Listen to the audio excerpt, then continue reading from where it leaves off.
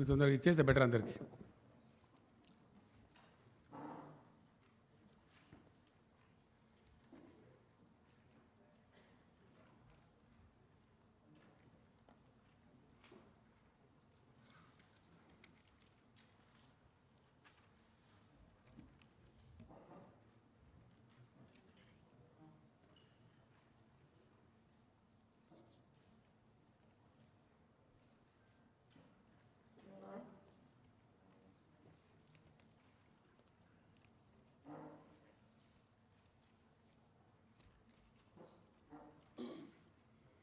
నమస్తే నమస్తే బాగున్నారు.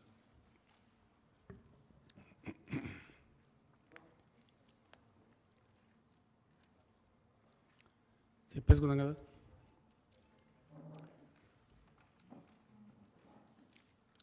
నిన్నటి రోజున మా వ్యవసాయ శాఖ మంత్రి గారు తెలంగాణ రైతాంగానికి ఈ యాసంగిలో వరి పంట వేయకుండా ఇతర పంటలు వేయండి, కారణం ఏమిటి అంటే ధాన్యం సేకరణ చేసేటువంటి కేంద్ర ప్రభుత్వం ధాన్యం సేకరణ మేము చెయ్యము అని కరాఖండిగా తేల్చి చెప్తున్నారు కాబట్టి నష్టపోతాము, అట్లా వద్దు అని చెప్పారు. ఇంకొక మాట కూడా సందర్భంలో వారు చాలా స్పష్టంగా చెప్పారు. తెలంగాణ రాష్ట్రం ఏర్పడిన నాడు రైతుల ఆత్మహత్యలు, చాలా కకావికలైనటువంటి వ్యవసాయం, వలసలు, పాలమూరు, నల్లగొండ, మెదక్ జిల్లాల లాంటి ఆనాటి కరువు జిల్లాలుగా గుర్తించిన జిల్లాల నుంచి రైతులు కూడా కూలీ పనుల కోసం హైదరాబాద్ రావటం, చాలా దారుణమైన పరిస్థితులు ఉండేవి. టీఆర్ఎస్ పార్టీ ప్రభుత్వం అయిన తర్వాత, రాష్ట్ర సాధన జరిగిన తర్వాత ప్రజలు ఇక్కడ మాకు ఈ రాష్ట్రాన్ని తీర్చిదిద్దేటువంటి అవకాశం అధికారం రూపంలో కట్టబెట్టింది కాబట్టి ఒక స్థిరమైనటువంటి లక్ష్యంతో నిర్ణయాత్మకమైనటువంటి పద్ధతిలో ఈ రాష్ట్రంలో గ్రామీణ ఆర్థిక వ్యవస్థను పరిపుష్టం చేయాలా, అట్లనే వ్యవసాయాన్ని స్థిరీకరించాలి, పల్లెలు చల్లగా ఉండేటట్టు చేయాలి, వృత్తి పని వాళ్ళందరికీ పనులు దొరకాలి అని ఒక అప్రోచ్ని తీసుకున్నాం. స్పష్టమైన పాలసీ. ఆ దిశలో చాలా పటిష్టమైనటువంటి బలమైన అడుగులు కూడా రాష్ట్ర ప్రభుత్వం వేసింది. అందులో మొదలుపెట్టింది అడుగంటిపోయినటువంటి భూగర్భ జలాలు పెంచడానికి, మొత్తం శిథిలమై చిక్కిపోయినటువంటి చెరువులన్నింటినీ కూడా మిషన్ కాకతీయ పేరు మీద అద్భుతమైనటువంటి చెరువులుగా తీర్చిదిద్దడం జరిగింది. ఇది యావత్ రాష్ట్ర ప్రజానికానికి తెలుసు. ఆ తదనంతరం చాలా అస్తవ్యస్తంగా, లోపభూయిష్టంగా, ఎప్పుడు వస్తుందో ఎప్పుడు పోతుందో తెలియనటువంటి కరెంటును పూర్తిగా సంస్కరించి అనేక పెట్టుబడులు పెట్టి 24 గంటలు అన్ని రంగాలకు భారతదేశంలో మరే రాష్ట్రంలో లేని విధంగా వ్యవసాయానికి కూడా 24 hours clean power supply, very clean power, standard power, quality పవర్ను కూడా సప్లై చేసినాం. అది మాత్రమే సరిపోదు అనే ఆలోచనతో పెట్టుబడులకు కూడా చిన్న చిన్న రైతాంగం, ఇక 93% పైబడి సన్న చిన్నకారు రైతులు ఉన్నారు కాబట్టి ప్రపంచంలో ఎక్కడ లేదు, ఇండియాలో కాదు, రైతు బంధు అనేటువంటి పథకాన్ని తెచ్చి మొదట పంటకు 4,000తో ప్రారంభించి దాన్ని 5,000కు పెంచి ఎకరానికి 10,000 రూపాయలు పెట్టుబడి కోసం ఒక సంవత్సరంలో ఇచ్చే ప్రభుత్వం ఒకటే ఒక ప్రభుత్వం ఇండియాలో, తెలంగాణ ప్రభుత్వం. అట్లాగే రైతులు చితికిపోయినారు కాబట్టి, బ్రతుకులు ఆగమైనవి కాబట్టి, చిన్న రైతులు పాపం చనిపోతే ఆ కుటుంబాలు రోడ్డున పడతాయి కాబట్టి అక్కడ కూడా ఇబ్బంది రావద్దని చెప్పి దాదాపు 13,000-14,000 కోట్లు యావత్తు రైతాంగం యొక్క ప్రీమియం కూడా ప్రభుత్వమే చెల్లిస్తూ ఒక పైసా కూడా రైతు మీద భారం లేకుండా రైతు బీమా పథకాన్ని కూడా తెచ్చినాం. ఇది కూడా unique scheme in the world. ఆ రోజు ఆయన ఎల్ఐసి చైర్మన్ గారే చెప్పారు, Telangana state is the largest customer of LIC అని చెప్పి ఆ చైర్మన్ గారే బాహాటంగా హెచ్ఐసిసిలో సభలో చెప్పినారు. ఇట్లాంటి ఇంకా అనేక చర్యలు. ఆ కాలంలో విత్తనాలు సరిగ్గా దొరికేటివి కావు, విపరీతమైన కల్తీ విత్తనాలు ఉండేటివి. మొత్తం భారతదేశంలో కేంద్రాన్ని కొన్ని నెలల పాటు కొట్లాడి ఒప్పించి పీడీ యాక్ట్, కల్తీ విత్తనాల అమ్మిల మీద పీడీ యాక్ట్ ఉన్న ఒకే ఒక రాష్ట్రం తెలంగాణ, ఇండియాలో ఎక్కడ లేదు. అది కూడా మమ్మల్ని చాలా సతాయించింది కేంద్రం అది ఇవ్వమంటే.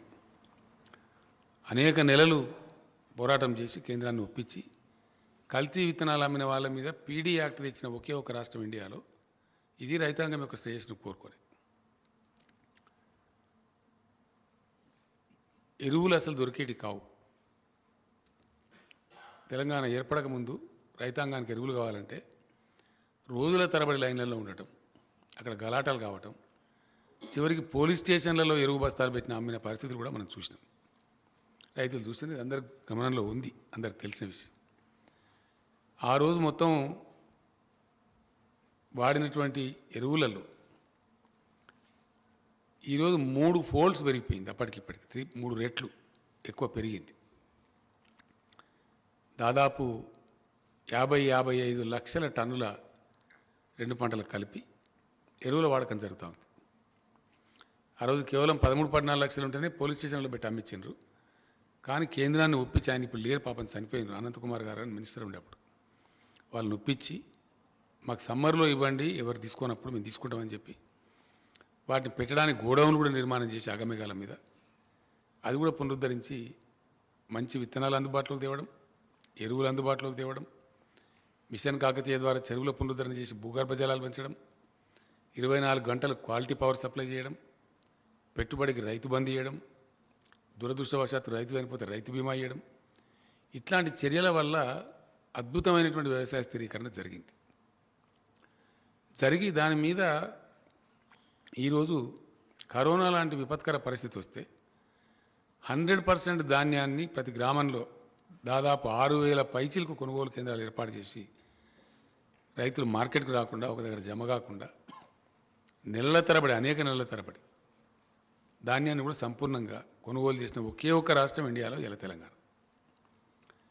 అంటే రైతులను కడుపులో పెట్టుకొని వాళ్ళని సాధాలని, వాళ్ళని ఒక లైన్లో పెట్టాలని అద్భుతమైనటువంటి కృషి చేసి లైనప్ చేసింది టీఆర్ఎస్ గవర్నమెంట్. ఇది జరిగిన చరిత్ర మీకు తెలుసు, అందరికీ తెలుసు, ప్రజలకు కూడా తెలుసు.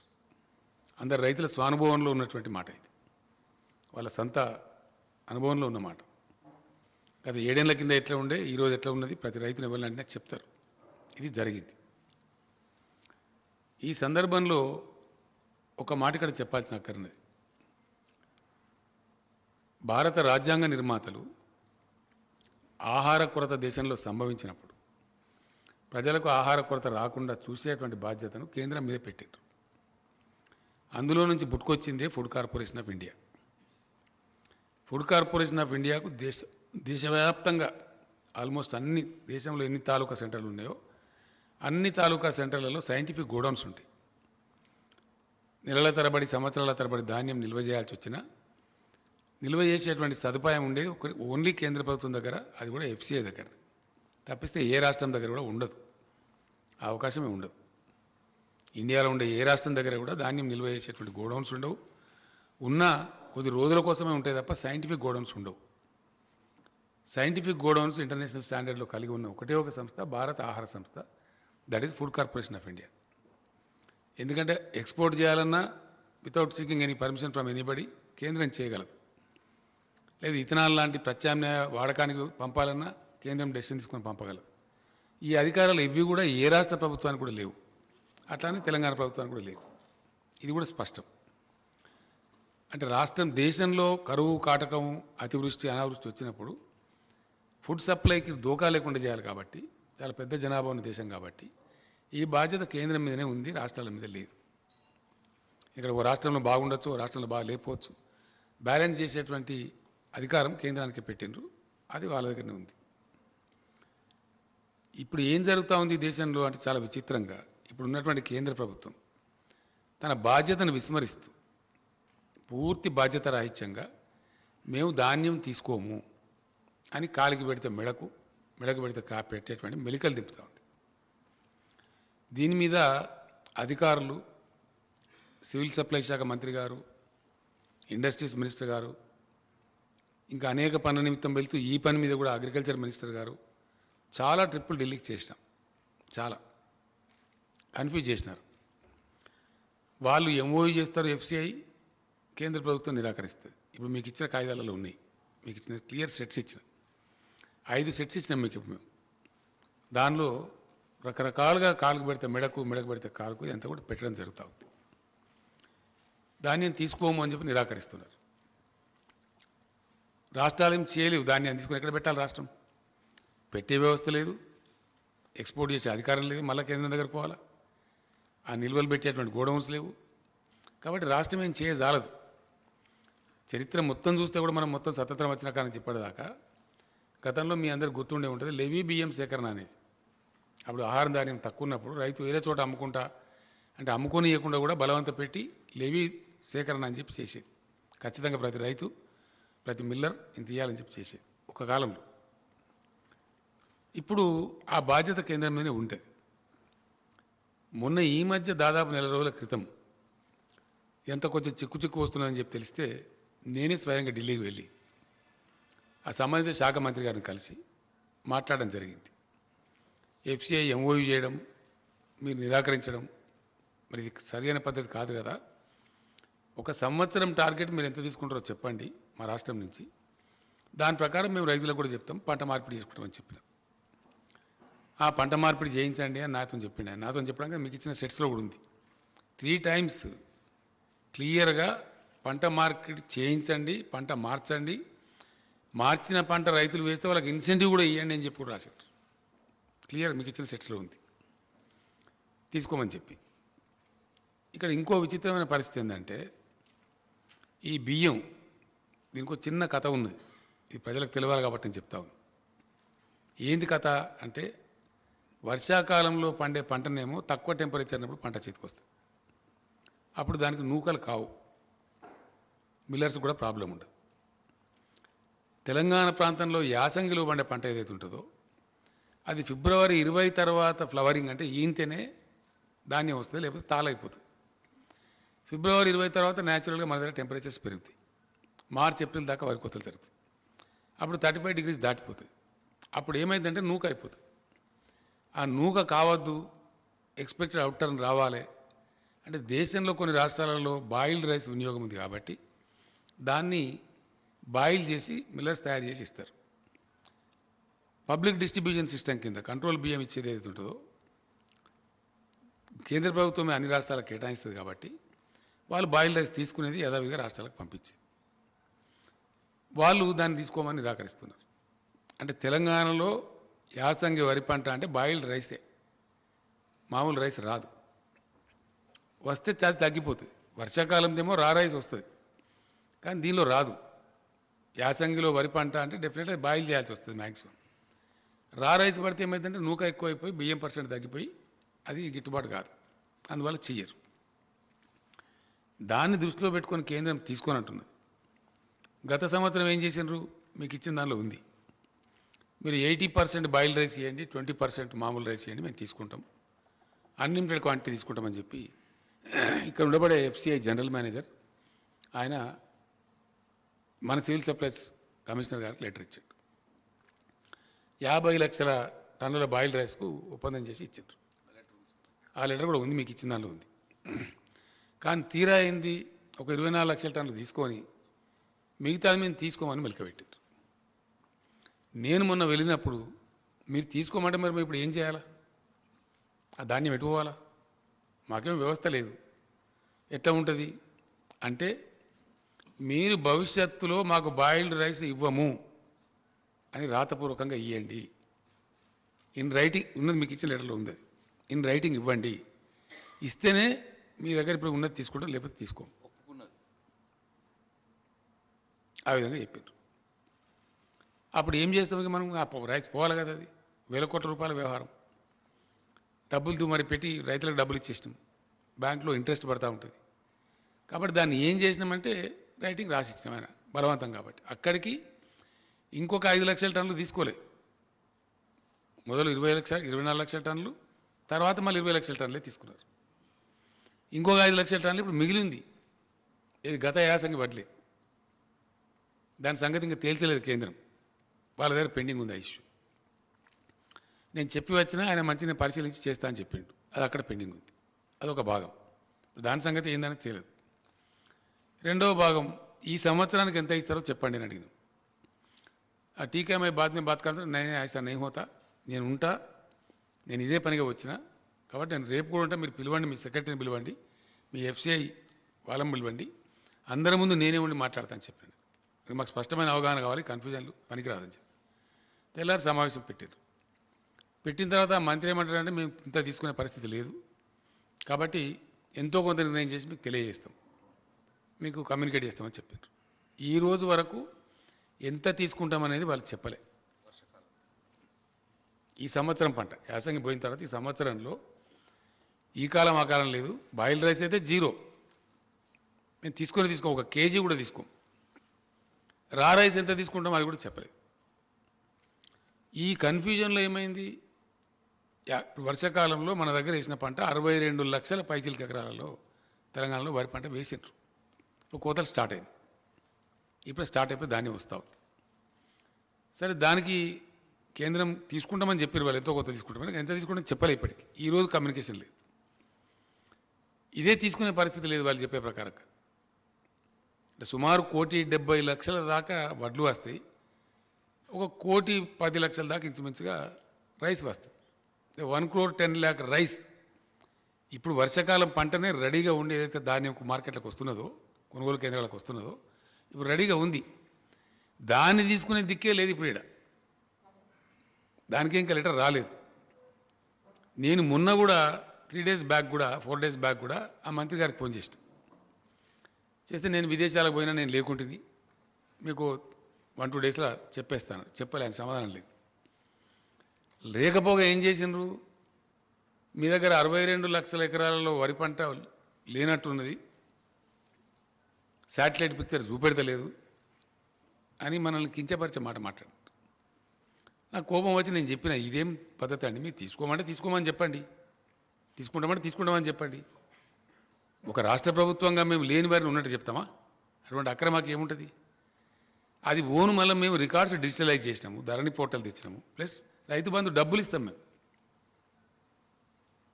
ఏ రైతుకు డబ్బులు ఇస్తున్నాం అనేది మా ఫైనాన్స్ సెక్రటరీ గారికి ఇక్కడ హైదరాబాద్లో వేస్తే వాళ్ళ బ్యాంక్ ఖాతాలకు వెళ్ళిపోతున్నాయి.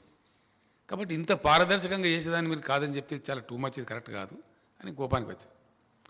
సరేనండి, మంచిది, మీ వాళ్ళని పంపమంటే మన అగ్రికల్చర్ సెక్రటరీ, మన ఫైనాన్స్ సెక్రటరీ మన ఢిల్లీకి పోయి 3 రోజులు ఉండి వచ్చిండ్రు. దాని మీద ఇప్పుడు ఉలుకు లేదు, పలుకు లేదు. ఇప్పటి సమాధానం రాలే. అంటే 62 లక్షల ఎకరాల్లో వచ్చేటువంటి సుమారు 1,70,00,000 వడ్లదే అతి గతి లేదు ఇప్పుడు. ఇది రెడీగా వచ్చిన పంటది. ఇది ఉన్న యథాతథమైన పరిస్థితి. దీని మీద వాళ్ళు ఎట్లా మాటలు మార్చినరో, ఎట్లా లెటర్లు ఇచ్చిండ్రో, ఇవన్నీ కూడా ఇప్పుడు మీకు నేను 5 సెట్స్ ఇచ్చిన. దానిలో హైలైట్ కూడా చేసినాం మేము. ఎస్, వస్తుంది ఇప్పుడు ఆటోమేటిక్గా. దానికే ఇప్పుడు ఏం లేదు. ఇది ఈ విధంగా ఉంది. ఈ విధంగా ఉన్నటువంటి దాన్ని ఇదే ఒక ఇబ్బంది ఉంది, ఒక సమస్యాత్మకంగా ఉంది. ఇది ఏం తేలాలని చెప్తే మనం ఇటీవల శాసనసభ సమావేశం జరిగినప్పుడు కూడా దాంట్లో కూడా నేను స్పష్టంగా చెప్పిన రైతాంగానికి. ఇదంతా ఇప్పుడు మీకు చెప్పిన సబ్జెక్ట్ అంతా చెప్తూ నవంబర్లో మొదటి వారంలో కానీ రెండో వారంలో కానీ ప్రకటిస్తారు, ప్రభుత్వం ప్రకటిస్తుంది, యాసంగిలో ఏ పంటలు వేసుకోవడం ఉత్తమం అనే మాట చెప్తామని చెప్పాను.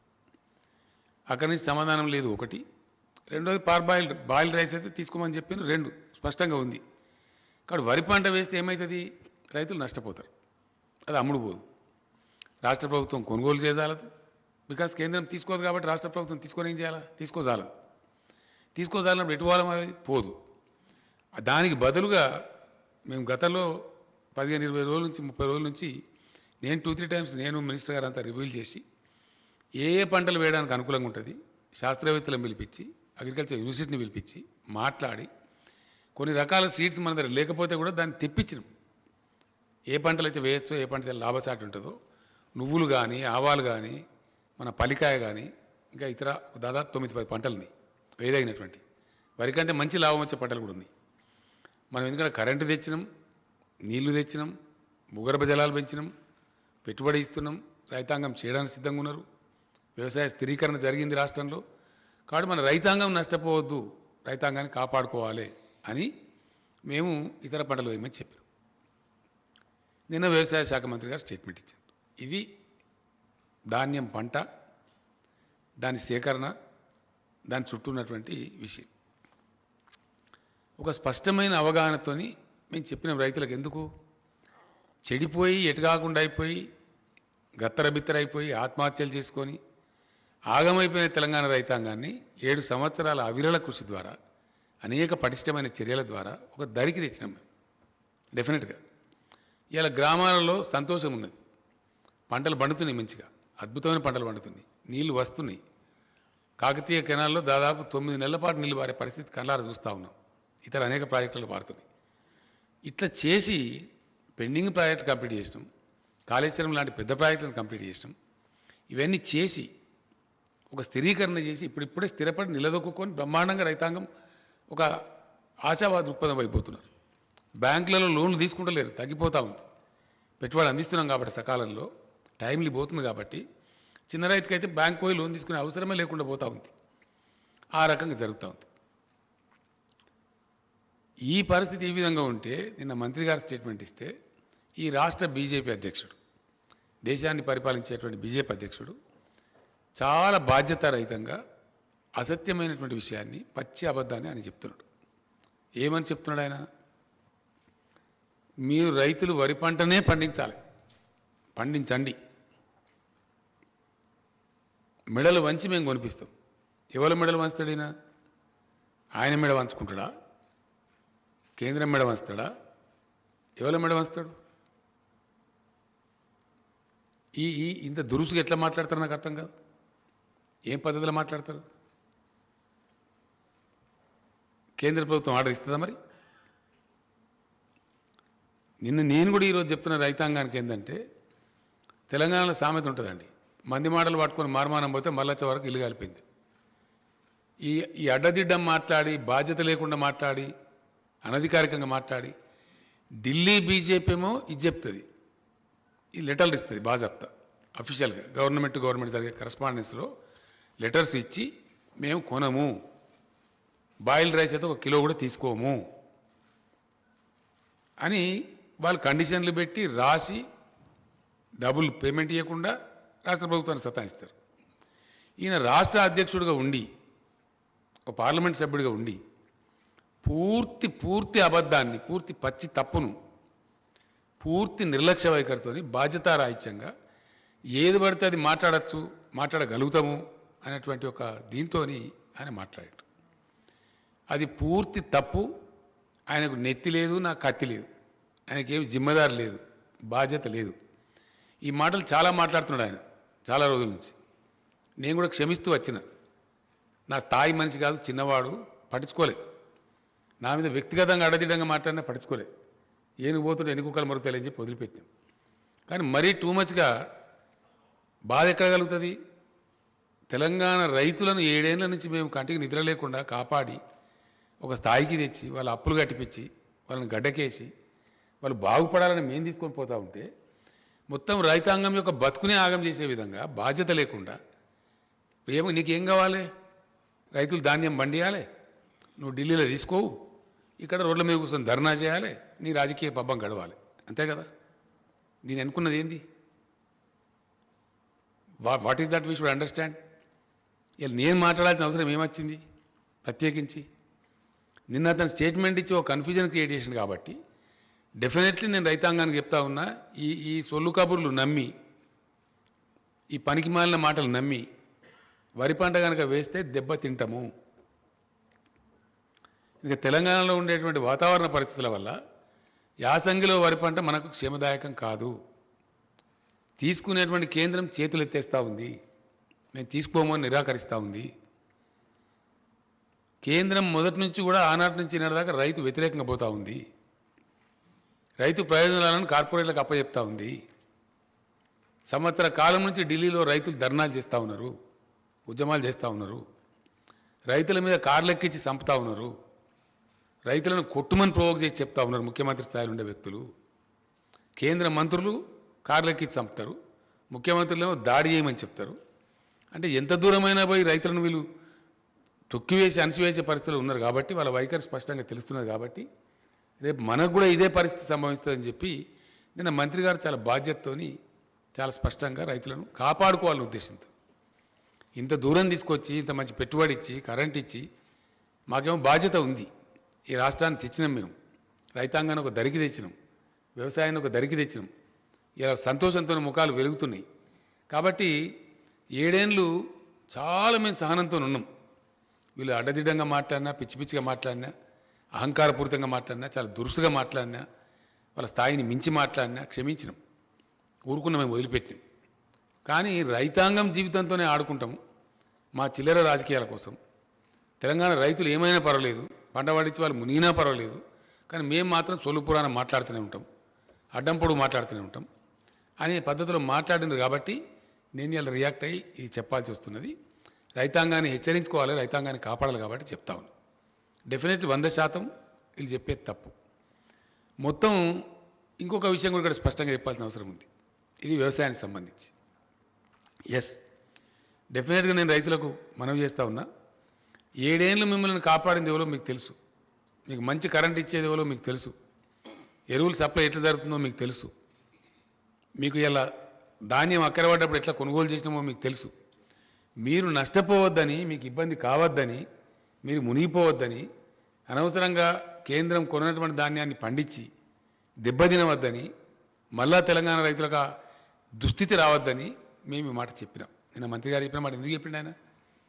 అక్కడి నుంచి జవాబు లేదు. వర్షాకాలం పంటకి తీసుకురా తెలియదు. అయినా మేము కొనుగోలు కేంద్రాలు ప్రారంభించినాం. ఎట్లనే చేసి ఫైట్ చేద్దాం, కాదంటే ఇంకేదైనా చేద్దాం, కానీ రైతులు మాత్రం నష్టపోనియద్దు. ఈ వర్షాకాలంలో వండిన పంట కొననైతే కొందాం, తర్వాత చూద్దామని చెప్పి ధైర్యం చేసి మేము కొనుగోలు కేంద్రాలు స్టార్ట్ చేస్తాం. కొనుగోలు కేంద్రాలు పెట్టాలని ధర్నా చేస్తారు వీళ్ళే, ఎక్కువ పెట్టాలని చెప్పి. ఢిల్లీలో ధాన్యం కొనరు వీళ్ళే.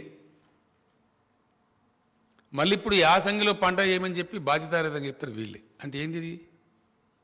దీన్ని ఎట్లా అర్థం చేసుకోవాలా? ఇది బాధ్యత కలిగిన ముచ్చటేనా మాట్లాడేది? ప్రతి విషయంలో కూడా ఇదే మోసం, ప్రతి మాటలో కూడా ఇదే ఒక అహంకారంతో కూడుకుని ముచ్చట. చాలా చూసినాం ఇట్లా. పెట్రోల్ డీజిల్ ధరలున్నాయండి. పెట్రోల్ డీజిల్ ధరలు అద్భుతమైనటువంటి పద్ధతిలో అబద్ధం చెప్పింది కేంద్ర ప్రభుత్వం. ఎస్, 14లో వీళ్ళు అధికారానికి వచ్చిన నాడు క్రూడ్ ఆయిల్ ధర ఇంటర్నేషనల్ మార్కెట్లో $105.52 ఉంది, US డాలర్స్, $105.52. ఇవాళ క్రూడ్ ఆయిల్ ధర $83 ఉంది. బీజేపీ అధికారంలోకి వచ్చిన 2014 నుంచి నేటి వరకు ఏ ఒక్క సంవత్సరం కూడా 105ను మించి పోలే. $105 దాటలే ధర. మనందరికీ తెలుసు, మనం వార్తలు చూసినాం. ఆయిల్ ప్రైజెస్ క్రాష్ అయిపోయి $30 పోయింది ఒకసారి, అయితే $30 పోయింది. బ్రెజిల్ దేశం దెబ్బతిన్నది, రష్యా ఎకానమీ దెబ్బతిన్నది, అవన్నీ కూడా మనం చూసినాం. అయినా వీళ్ళు అంతర్జాతీయ విపణిలో పెరిగింది అని అబద్ధం చెప్పి మోసం చేసి 2 మోసాలు చేసిండ్రు కేంద్ర ప్రభుత్వం. ఒకటి, పెరగని అంతర్జాతీయ ధరలు పెరిగినాయి అని అబద్ధం చెప్పిన ప్రజలకు, దేశానికి. నెంబర్ 1. నెంబర్ 2, పెంచే పద్ధతి వాస్తవానికి ఏంటంటే సుంకం పెంచాలి, అది పెంచకుండా దాన్ని సెస్ రూపంలో కన్వర్ట్ చేశారు రాష్ట్రాల వాటా ఎగ్గొట్టడానికి. ట్యాక్స్ రూపంలో కలెక్ట్ చేస్తే, ట్యాక్స్ పెంచి చేస్తేనేమో ఆటోమేటిక్గా డివైజ్ పూల్లోకి పోతుంది. రాష్ట్రాలకు 41% వాటా ఇవ్వాలి. రాష్ట్రాల వాటా ఎగ్గొడుతూ, రాష్ట్రాల నోరు కొడుతూ దాని పేరు సెస్ కింద మార్చి సెస్ వసూలు మొదలుపెట్టారు.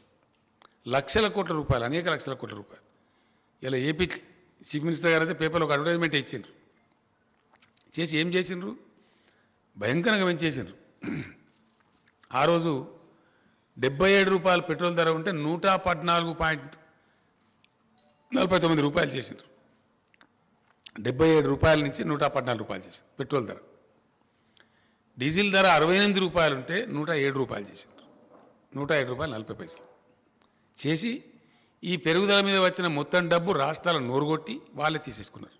సెస్ రూపంలో మార్చేసి ట్యాక్స్ రూపంలో పెట్టకుండా ఇటు రైతులకు ప్రజలకు మోసం, ప్రజల మీద భారం వేయడం, అబద్ధాలు చెప్పి వేయడం, అంతర్జాతీయ మార్కెట్లో పెరగకపోయినా కానీ పెరిగిందని చెప్పడం, పచ్చి తప్పు, పచ్చి మోసం, ప్రజలను మోసగించడం. రెండవది రాష్ట్రాల వాటా ఎగ్గొట్టడం సెస్ రూపంలోకి మార్చి ఈ రెండు పనులు చేసి పెంచి ఇప్పుడు ఏం జరిగింది? మన జరిగిన ఉప ఎన్నికలలో ప్రజలు తీవ్రంగా రియాక్ట్ అయ్యారు, కొట్టిండ్రు. ఇప్పుడు 4 రాష్ట్రాల ఎన్నికల్ని అక్కడి కోసం కంటి తుడుపు చర్య కింద, ఐవాష్ కింద ఒక ₹5 పెట్రోల్ మీద, డీజిల్ మీద ఎంత ₹10 తగ్గించి ఇదేదో మేము ఘనకార్యం చేసినాం. పెంచింది కొండంతా, తగ్గించింది పిసరంత.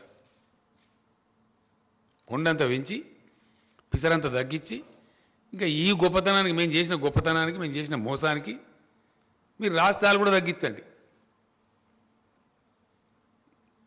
మేము ధర్నాలు చేస్తాం. ఎవరు ధర్నా చేయాలా? ధర్నా మీరు చేయన్నా, మేము చేయన్నా? నేను ఇప్పుడు డిమాండ్ చేస్తా ఉన్న కేంద్ర ప్రభుత్వాన్ని, ఈ రాష్ట్ర బీజేపీని, సెస్ విత్డ్రా చేసుకోండి మొత్తం. కమాన్ విత్ ద సెస్. ₹105 దాటనే లేదు. ప్రజల మీద భారం వేయొద్దంటే, మీకు ప్రజల మీద ప్రేమ ఉంటే డెఫినెట్గా మీరు ₹77 పెట్రోల్ ఇచ్చేయాలి. 2014 రేట్కి ఇవ్వచ్చు. పెరగలే, మీరు పెంచారు. ప్రజల మీద మీరు భారం వేశారు. సైమల్టేనియస్లీ రాష్ట్రం ఒక పైసా పెంచలే. ఆనాడు ఎంతుందో మేము అధికారంలోకి వచ్చినాడు వ్యాట్ మేము పెంచగలిగే ఒక వ్యాటే. వ్యాట్లో మేము ఒక నయా పైసా, రూపాయి కాదు నయా పైసా కూడా పెంచలే. పక్కనున్న ఏపీ అన్న కనీసం వాళ్ళు రోడ్డు సెస్ అని చెప్పి ₹1 తీసుకుంటారు, కానీ మేము రూపాయి కాదు పైసా కూడా తీసుకోలేదు. ఒకటి మీరు పెంచిండ్రు, 2 మేము రాష్ట్రం పెంచలే. ఇలా మమ్మల్ని తగ్గించి మేము ఎట్లా మాట్లాడతావు? నువ్వు ఏ నైతికతతో మాట్లాడతావు? అంటే అడ్డం పొడువు, ఇష్టం వచ్చినట్టు, నోటికొచ్చినట్టు ఏదైనా సరే మాట్లాడచ్చు అని చెప్పి ఒక అహంకారంతో మాట్లాడుతూ ఉన్నారు. మితిమీరి, అతిమీరి, అడ్డదిడ్డంగా మాట్లాడుతూ ఉన్నారు. నేను ఇక్కడ ఒకటే మాట మనం చేసేది ఏంటంటే, నన్ను వ్యక్తిగతంగా నిందించినా నేను పడ్డా.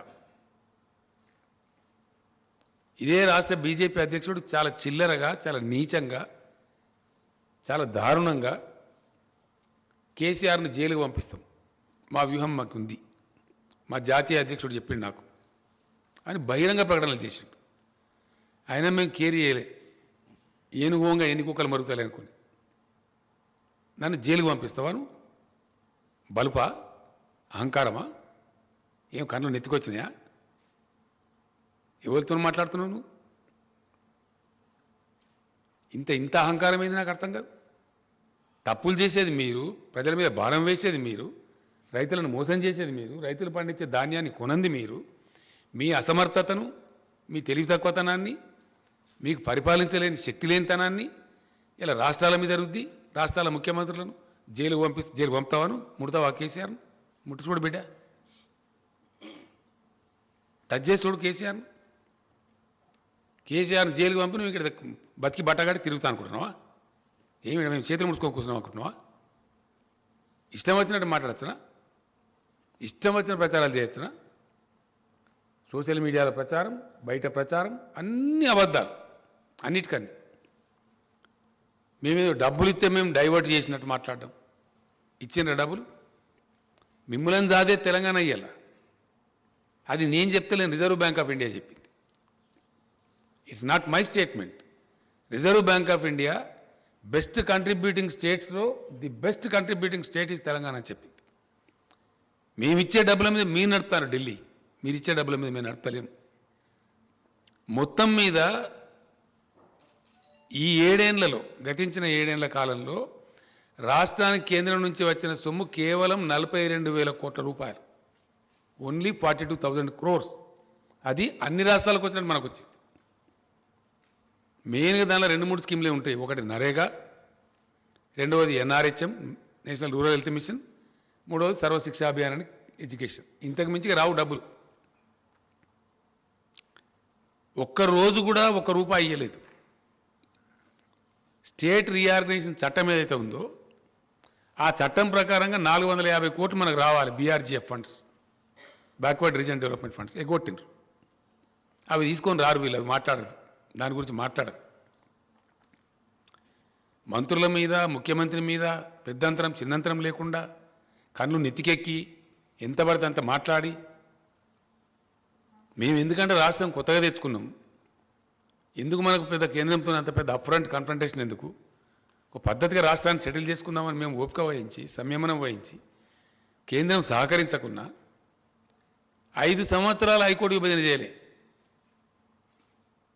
ఎందుకు చేయలేదు నేను అడుగుతా ఉన్నా, ఏం కారణం చేసి చేయలేదు? మీది అసమర్థ ప్రభుత్వం కాదా? Why did not you separate the high court for 5 long years? What was the intention behind it?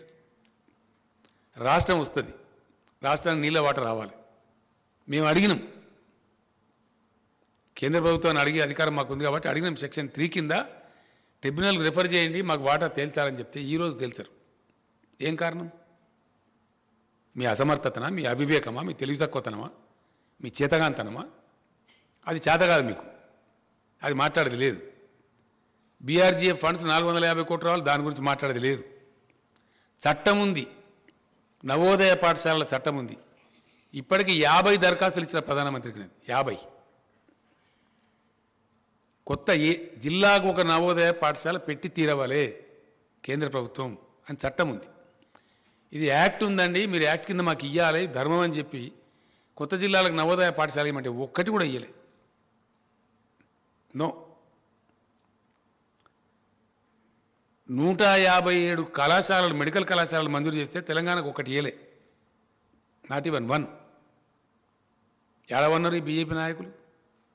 ఇక్కడ నుంచి ఉన్న కేంద్ర మంత్రి ఎక్కడ వండుకున్నాడు? ఇక్కడ నుంచి ఉన్న ఎంపీలు ఎక్కడ వండుకున్నారు? What is your answer? First దీనికి సమాధానం చెప్పు. ఇప్పుడు మేం పెడతాం ధర్నాలుగా. ఎస్, ఉత్తర భారతంలో రైతులు ఎవరైతే కొట్లాడుతున్నారో వాళ్ళకి అండగా నిలుస్తాం. రైతు వ్యతిరేక చట్టాలు మొత్తం విత్డ్రా చేసుకోవాలి, ధర్నా చేస్తాం. డెఫినెట్గా సీరియస్గా కొట్లాడతాం. పెట్రోల్ మీద పెంచినటువంటి సెస్సులు పెట్రోల్ డీజిల్ మీద వెంటనే విరమించుకోవాలి. మిమ్మల్ని పండనీయం నిల్వనీయం. తెలంగాణలో పండించే వరి ధాన్యాన్ని పూర్తిగా కొనుగోలు చేయాలి. దమ్ముంటే ఈ రాష్ట్ర అధ్యక్షుడు నోటి మాటలు సొల్లు పురాణాలు మాట్లాడడం కాదు, పోయి తీసుకొని రా ఆర్డర్ను, నేను నిలబడేపిస్తా వరిధాన్యం. 70-80 లక్షలలో ఇప్పుడు వరిధాన్యం వేసే అవకాశం ఉంది తెలంగాణకు. అద్భుతమైన ఉత్పత్తి వస్తూ ఉంది. రైస్ మిల్లర్లు కూడా వాళ్ళ కెపాసిటీ పెంచుకున్నారు. తీసుకురా నువ్వు ఆర్డర్. నువ్వు కేంద్రం వడ్లు తీసుకుంటా అంటే కేసీఆర్ వద్దంటుండా? ఏం చెప్తున్నావు నువ్వు? ఎంత బాధ్యతారహితంగా మాట్లాడుతున్నావు? నువ్వు మాట్లాడవచ్చునా? అట్లా మాట్లాడి తిరుగుతా అనుకుంటున్నావు తెలంగాణలో? కేసీఆర్ బతుకుండగానే తెలంగాణ రైతులు నాగం చేస్తావా నీ సొల్లు పురాణంతో? చేయగలుగుతావా? దా, నువ్వు కొంటాను నిన్న మాట్లాడినావు కదా, మెడలు వంచుతాను. నీ మెడలు నేను వంచానా? మరి నీ మెడలు వంచులుగా ఇరుస్తాం డబ్బున ఒకళ్ళు రైతుల ధాన్యం తీసుకోకపోతే. తెస్తావా ఆర్డర్? నీ పార్టీ అధికారం ఉంది కదా ఢిల్లీలో, తీసుకొని రా, వారం లోపల తీసుకురా. అడ్డంపొడు మాట్లాడడం కాదు కదా, నీకు దమ్ముంటే. నిన్న రాత్రి కూడా మాట్లాడాను నేను. ఒకవైపునేమో పంటల మార్పిడి చేయించండి, వరిధాన్యం వేయించకండి అని రాతపూర్వకంగా ఇస్తారు, మీకు ఇచ్చిన సెట్లలో ఉంది, దయచేసి మీరు చూడండి అది. ఆన్ ద అదర్ హ్యాండ్ వరిధాన్యం వేయమంటావు నువ్వు అంటావు. ఢిల్లీ బీజేపీ వరిధాన్యం వేయొద్దంటది, ఇక్కడ సిల్లీ బీజేపీ వరిధాన్యం వేయాలంట. ఏది కరెక్టు? ఢిల్లీ బీజేపీ కరెక్టా, ఇక్కడ సిల్లీ బీజేపీ కరెక్టా? What is right? నేను మాట్లాడినా వ్యవసాయ శాఖ మంత్రి గారు, నేను కూర్చొని ఇది ఏం స్టేట్మెంట్ నాకు అర్థం కాదు, ఈ దరిద్రుడు ఇట్లా ఇచ్చిండు, ఇది బాధ్యత ఉందా, బరువు ఉందా, అసలు ఏం నాకు అర్థం కాదు, తమాషా అని చెప్పి అడిగితే మాట్లాడితే నేను కేంద్ర మంత్రిని అడిగిన నిన్న, ఏమండి మరి నువ్వు నాకు స్వయంగా ఇట్లా చెప్పినావు, మార్చమని చెప్పినావు, నాతో రాయించుకున్నావు, బాయిల్డ్ రైస్ 1 కిలో కూడా ఇయ్యమని చెప్పి ఇంకో 5 లక్షలు నిధులను పెండింగ్ పెట్టుకున్నావు, ఈ సంవత్సరం టార్గెట్ ఇవ్వమంటే ఇస్తలేవు, ఇంకా తేల్చలేదు. మరి మీ అధ్యక్షుడు వరి మాత్రమే పండించండి, ఎట్లా కొనరో చూస్తాం, ఎవరు కొంటారు, నువ్వా నేను కొనేది అడిగిన. నేను ఐసా బోల్తే బోలే, ఇలా పేపర్లలో వస్తే తెప్పించుకొని చూడమని చెప్పింది. ఎలక్ట్రానిక్ మీడియాలో ఆల్రెడీ వచ్చింది. నువ్వు తెప్పించుకొని చూడు, పేపర్లు తెప్పించుకొని ఇలా మీ ఇంటెలిజెన్స్ ద్వారా తెప్పించుకోండి ఏం మాట్లాడిండో అని అడిగినాం. నేనేమంటున్నా అంటే నువ్వు తీసుకురా, ఆర్డర్ తీసుకురా, కేంద్రం కొంటా నేను వద్దంటున్నా. యాసంగిలో వరి పెట్టుకునే అవకాశం డిసెంబర్ ఎండింగ్ దాకా ఉంటుంది. నేను తెలంగాణ రైతాంగానికి ఒకటే మనవి చేస్తా ఉన్నా, డిసెంబర్ చివరి దాకా కూడా మనం వరి ధాన్యం పెట్టుకోవచ్చు. ఈ సిల్లీ బీజేపీ, దొంగ బీజేపీ ఆర్డర్ ఇస్తుందా? ఈ ఆర్డర్ తీసుకురా. 1.5 కోటి టన్నులు తీసుకుంటాం బాయిల్ రైస్ అని చెప్పి తీసుకురా. మొత్తం నేనే సీడ్ సప్లై చేయించి బ్రహ్మాండంగా నేనే పంట వేపిస్తాను నిలబడి. అన్ని జిల్లాల మంత్రులు ఎమ్మెల్యేలు నిలబడి బ్రహ్మాండంగా పొలాలు చేపిస్తాం. కావాల్సినంత పట్టేంత వాటర్ ఉన్నది. ఫుల్ పవర్ సప్లై చేస్తున్నాం, పెట్టుబడి ఇస్తున్నాం రైతాంగానికి. మేమే వేయిస్తాం మరి పంట, తీసుకురాను అంటే ఏమన్నట్టు ఇది? బాధ్యతారహితంగా ఇష్టం వచ్చినట్టు సొల్లు పురాణం మాట్లాడుకుంటా, అబద్ధాలు ప్రచారం చేసుకుంటా మేము ఇట్లా తిరుగుతామంటే ఇప్పటిదాకా చెల్లింది. But now you will face. వర్షాకాలం ధాన్యం తీసుకునేదాకా నిద్ర పోనీయం, యాసంగి పక్కకు పెట్టు. కేంద్ర ప్రభుత్వాన్ని నిద్ర పోనీయం, ఇక్కడ వీళ్ళని కూడా తిరగనీయం బజార్ మీద. మేం చేస్తాం ధర్నా. మీ ధర్నా సంగతి ఏందో మెడలు ఎవరి వంచాను, నీ వంచాను, నా వంచాను, ఎవరి వంచాను, ఏ ప్రభుత్వాన్ని వంచాను ప్రజల ముందు పెడతాం బజార్లో. చాలా ఇష్యూలున్నాయి, ఇంకా చాలా అనేకమైన ఇష్యూల్ని. ఇన్ని రోజులు ఎందుకన్నా మేము ఒక మర్యాదగా పద్ధతిగా కొత్త రాష్ట్రం కాబట్టి దీన్ని సెటిల్ చేసుకుందాం అని చెప్పినాం. అన్ని ఉల్టాపల్టా మాట్లాడతారు, ప్రతి విషయానికి ఉల్టాపల్టా మాట్లాడతారు, ప్రతి విషయానికి అబద్ధాలు చెప్పడం. మీకు చేత కాదు, మీరేం చేయలే. మేము కమిట్మెంట్ ఉన్నవాళ్ళం, మీ రాష్ట్రం తెచ్చిన వాళ్ళు. ఎస్, మేము దళిత బంధు పథకం తెచ్చినాం. 100కు 100% దాన్ని అమలు చేస్తాం. మాకు చిత్తశుద్ధి ఉంది. It's our agenda. స్పష్టంగా చెప్పిన ఉప ఎన్నిక రాగానే దొంగ మాటలు మాట్లాడడం, అబద్ధాలు చెప్పడం, సోషల్ మీడియాలో ఇష్టం వచ్చినట్టు అవాకులు చెవాకులు పెరగడం, ఇష్టం వచ్చిన పద్ధతులు ఎవరు పడితే వాళ్ళను ఏది పడితే అది మాట్లాడడం, ప్రజలను తప్పుదారి పట్టేయడం. ఇన్ని రోజులు మీ ఆటలు చెల్లినాయి బిడ్డ. మీ నోటికొచ్చినట్టు కూస్తున్నారు కారుకూతలు. దళితుల కోసం, గిరిజనుల కోసం పెట్టినటువంటి ఆట్రాసిటీ చట్టాన్ని పట్టుకొని ఒక విధవ లొటపీస్ చట్టం ఉంటాడు. ఎవరు లొటపీస్? చట్టాలు గౌరవం లేదు, కోర్టు గౌరవం లేదు, దళిత గిరిజన ప్రజలంటే భయం లేదు మీకు. ఏం తమాషా చేస్తున్నారా ఈ రాష్ట్రంలో? ఏమో మీ అరాచకమా? ఏం చేసింది మీరు? ఏ వర్గం ప్రజలు చేసినారు? మీ 7 ఏళ్ల పరిపాలన ఈ దేశానికి ఒరగబెట్టింది ఏంటి? ఒక్క మంచి పని ఉందా మీ కేంద్రం చేసిన, ప్రభుత్వం చేసిన మంచి పని? ఒక్కటి మీరు దళితులకు చేసిండ్రా, గిరిజనులకు చేసిండ్రా, బీసీలకు చేసిండ్రా, రైతులకు చేసిండ్రా, నిరుద్యోగ యువకులకు చేసిండ్రా? ఒక్క మాట మీద నిలబడ్డరా? 15 లక్షలు ఇస్తామని ఇచ్చిండ్రా? 2 కోట్ల ఉద్యోగాలు ఇస్తామని ఇచ్చిండ్రా? Yes, I'm questioning. As a party president, as a chief minister I'm questioning. ఏ మాట మీద నిలబడ్డారు మీరు? సందర్భం వచ్చినప్పుడల్లా భావోద్వేగాలు రెచ్చగొట్టడం. అయితే అంతర్జాతీయ సరిహద్దు భావోద్వేగాలు రెచ్చగొట్టాలి, లేకపోతే మతపరమైన భావోద్వేగాలు రెచ్చగొట్టాలి, ఓట్లు దండుకోవాలి. ఇదా రాజకీయం? ప్రజలతో చెలగాటమాడే పద్ధతి ఇదా? ఇలా మొత్తం నాశనం పట్టిన దేశాన్ని, దేశ జీడిపి మంట కలిసిపోయింది, ఫుడ్ సెక్యూరిటీలో నాశనం అయిపోయింది. నేపాల్ కన్నా, బంగ్లాదేశ్ కన్నా, పాకిస్తాన్ కన్నా తక్కువ ఉంటుందా ఇండియా జీడిపి? ఎవరి ఘనకార్యం ఇది? ఎవరి తప్పిది? మీకు చేతగాక, వ్యవహారం చేయరాక, అడ్డగోలు ట్యాక్సులు పెంచి ప్రజల మీద భారం పెంచుకుంటా, మొత్తం ప్రభుత్వ రంగ సంస్థలను ఊడబీకి ప్రైవేటైజ్ చేసి, ఎంత అద్భుతమైన సంస్థనండి ఎల్ఐసి. ఎల్ఐసి లాంటి సంస్థను ఎందుకు ప్రైవేటీకరించాలా? కేంద్ర ప్రభుత్వానికే 30-40 లక్షల కోట్లు ఇస్తారు వాళ్ళు డబ్బులు. మీ బడ్జెట్లో భాగంగా ఉంటుంది అది. అటువంటి బ్రహ్మాండమైన సంస్థలను నిర్వీర్యం చేసుకుంటూ మీరా మాట్లాడే? ఎన్ని రకాల ఒత్తిడి పెడుతున్నారు రాష్ట్ర ప్రభుత్వాలను మీరు? ప్రతి బాయి కాడ, రైతు కాడ మీటర్ పెట్టమని చెప్తున్నారు. నేను రెసిస్ట్ చేస్తా ఉన్నాను, నేను పోరాటం చేస్తా ఉన్నాను 2 సంవత్సరాల నుంచి.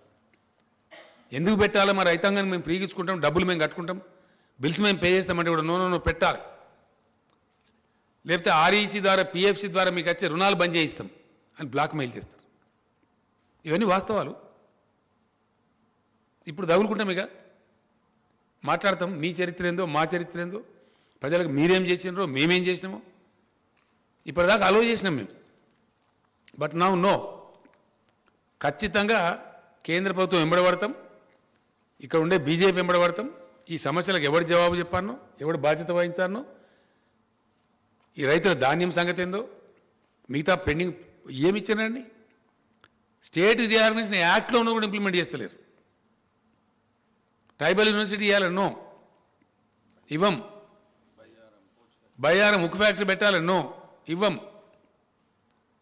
కోచ్ ఫ్యాక్టరీ పెట్టాలా ఇవ్వం. ఒక్క పని ఒక్కడన్నుందా పని? ఈ సోకాల్డ్ బీజేపీ అధ్యక్షుడు కానీ ఇంకోటి కానీ ఇప్పుడున్న కేంద్ర మంత్రి కానీ 10 రూపాయలు పనిచేసిండ్రా తెలంగాణకు? 10 రూపాయలు ఏ పని చేసిండ్రు మీరు? ఒక ఇరిగేషన్ ప్రాజెక్టుకి ఇచ్చిండ్రా? నీతి ఆయోగ్ చెప్పింది మిషన్ కాకతీయ మంచి ప్రోగ్రాం 24,000 కోట్లు ఇవ్వని, మిషన్ భగీరథ మంచి ప్రోగ్రాం ఈవెన్ నీతి ఆయోగ్ రికమెండ్ చేసింది. సింగిల్ నా యాపై సేపలే 24,000 కోట్లు కాదు, 24 రూపాయలు కూడా ఇవ్వాలి. మా నీటి వాడ వెళ్తారు, హైకోర్టు పెండింగ్లో పెడతారు, 5 ఏళ్ళు కొట్లాట తర్వాత ఇస్తారు, ఎస్ఆర్సీ యాక్ట్లో ఉన్నాయి తేల్చారు. ఉల్టా మళ్ళీ మీరే మాట్లాడతారా? ఇక్కడ మెడల్ వస్తారా? మీరు ఎవరు మాట్లాడతారు? మీ మెడల్ మీ మెడల్ ఇస్తాం బిడ్డ, జాగ్రత్త. ఒళ్ళు దగ్గర పెట్టుకొని మాట్లాడాలా? పిచ్చి కూతలు కూస్తే ఇన్ని రోజులు ఏదో క్షమించిన మిమ్మల్ని మేము వదిలిపెట్టినాం. మాకు చేతగాక కాదు, అడుగున మిమ్మల్ని తరిమి కొట్టగలుగుతాం. మాకున్న క్యాడర్కు, మాకున్న లెక్కకు, మాకున్న శక్తికి. Yes, we are very powerful party here డెఫినెట్గా. టుడే వీఆర్ 103 ఎమ్మెల్యేస్ ఉన్నాం. మా మిత్రపక్షం ఒక మజ్లిస్ పార్టీ ఉంది. 110 ఎమ్మెల్యేలు ఉన్నాం మేము 119లో. మమ్మల్ని ప్రజలు నామినేట్ చేసి వచ్చినాం మేము. మాకు ఎవడో ఢిల్లీకి వెళ్ళి నామినేట్ చేస్తే రాలే. We are nominated by the people of Telangana, by the farmers of Telangana. Now today for the convenience of union government I'm demanding the union food minister to declare the government of India policy. Please say what is that you are going to take, what is that you are not going to take. Telangana రైతాంగాన్ని మీరు మోసం చేయవద్దు.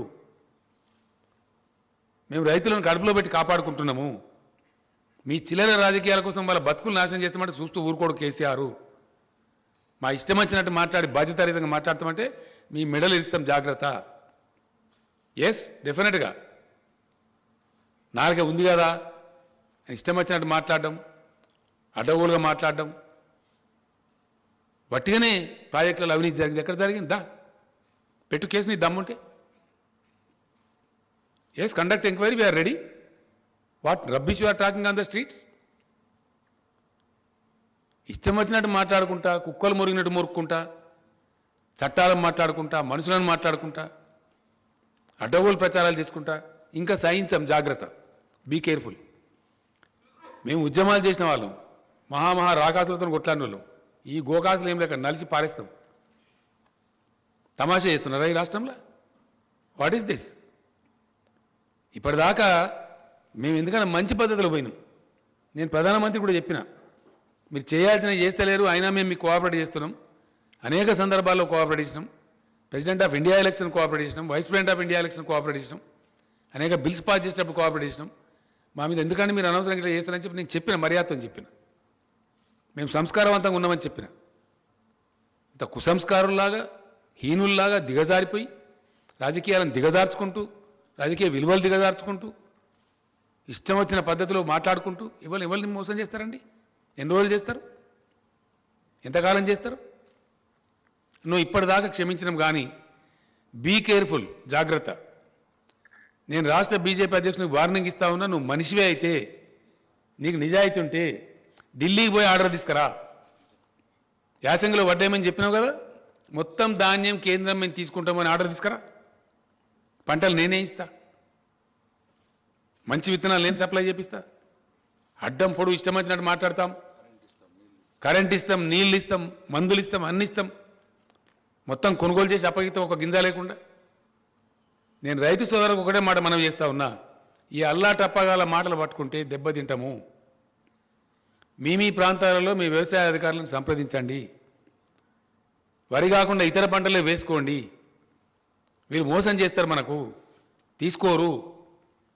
మా తనలాట ఏంటంటే మీరు మంచిగా ఉండాలని, మా రైతులు బతకాలని, పంట పండించిన రైతుకు 10 రూపాయలు రావాలని చెప్పి, రైతు జేబులకు డబ్బులు రావాలని మేము కొట్లాడుతున్నాం.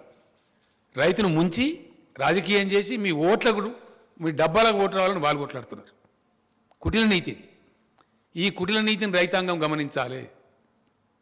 ఒకటే ఒక మాటను అర్థం చేసుకోవాలి రైతాంగం. 7 ఏళ్ల నుంచి మీకు ఇండియాలో ఎక్కలేనటువంటి సదుపాయాలు చేసింది టీఆర్ఎస్ గవర్నమెంట్. చేసి వాస్తవం కాదా? మిషన్ కాకతీయ చేస్తే ఎంత అద్భుతంగా ఉన్నాయి చెరువులు. ఒక్క చెరువు దిగిపోయిందా? పోయిన సంవత్సరం భయంకరమైన వర్షాలు కురిసినాయి. ఈ సంవత్సరం కూడా చాలా ఎక్సెస్ రైన్ఫాల్ అయింది. ఇక్కడ ఒక్క చెరువు దిగలేదే తెలంగాణలో. బోర్లన్నీ మోటార్ పెట్టకుండా మీదికి పోస్తున్నాయి కదా బోర్లన్నీ. ఇలా ఊడలు పెట్టినాయి కదా, జాలు వారుతున్నాయి కదా తెలంగాణలో. ఇంత అద్భుతమైన సృష్టించింది తెలంగాణ టీఆర్ఎస్ గవర్నమెంట్. ఎస్, భూగర్భ జలాలు పెంచినాం, ప్రాజెక్టులు కంప్లీట్ చేసినాం, కొత్త ప్రాజెక్టు నిర్మాణం చేసినాం అతివేగంగా, లక్షల ఎకరాల నిలిచే పరిస్థితి తెచ్చినాం, అద్భుతమైన హై క్వాలిటీ పవర్ ఇస్తున్నాం, పెట్టుబడి ఇస్తున్నాం. ఇన్ని మంచి చేసిన వాళ్ళము మీరు బతుకుండాలని మేము కోరుకుంటాం. చిల్లర రాజకీయాల కోసం మిమ్మల్ని వాడుకోవాలి, మీరు బండియాలి, మిమ్మల్ని రోడ్ల మీద కూర్చోబెట్టి ధర్నా చేయించాలి అనే పరిస్థితిలో వాళ్ళు మాట్లాడుతున్నారు. కాబట్టి ఈ అల్లాటప్పగాళ్ళు, పనికిమాలినోళ్ళు, 10 రూపాయల పని చేయని ఈ రాష్ట్రానికి ఎక్కడ చేసిండండి ఈ మనిషి?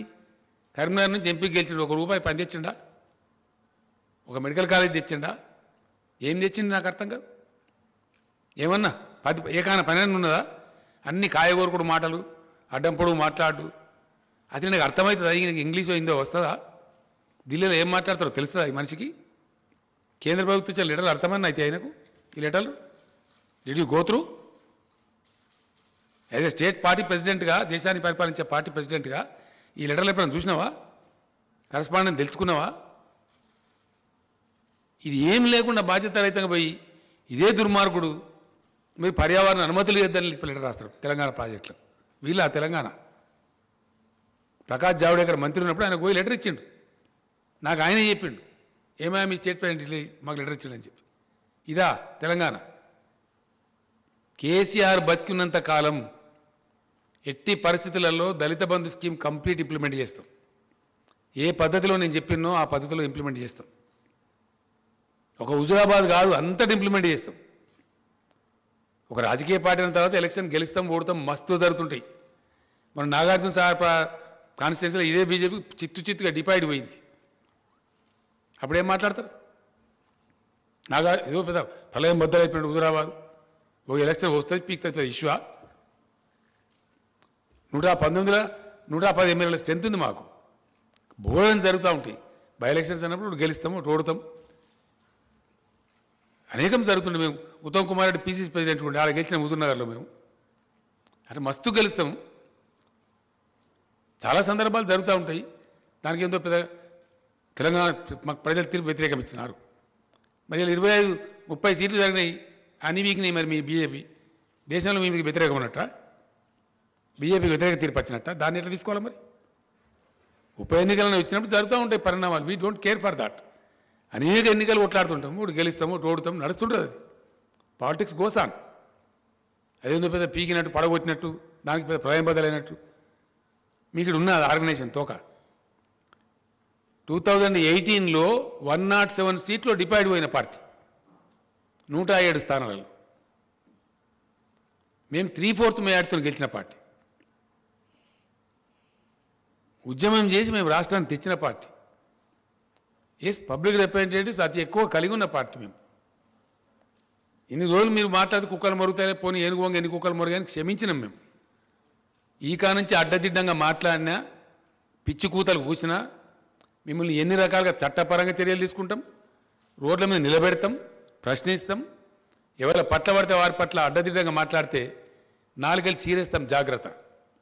Yes, it is my duty.